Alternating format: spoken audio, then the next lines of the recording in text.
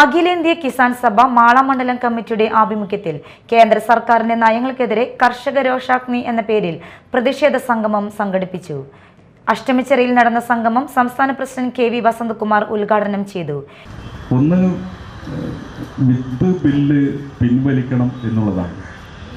മറ്റൊന്ന് രാസവളത്തിൻ്റെ വിലവർധനവ് പിൻവലിക്കുകയും അതോടൊപ്പം തന്നെ ഇതിൻ്റെ ലഭ്യതക്കുറവ് പരിഹരിക്കാൻ നടപടിയുണ്ടാകണം. മഹാത്മാഗാന്ധി തൊഴിലുറപ്പ് പദ്ധതിയുടെ പേര് മാറ്റി ആ പദ്ധതി തന്നെ ഇല്ലാതാക്കുന്നുള്ള ശ്രമമാണ് കേന്ദ്ര ഗവൺമെൻറ് നടത്തുന്നത്. അതിൽ നിന്ന് കേന്ദ്ര ഗവൺമെൻറ് പിന്തിരിയണമെന്നുള്ളതാണ് ഏറ്റവും പ്രധാനപ്പെട്ട ഒരു കാര്യം.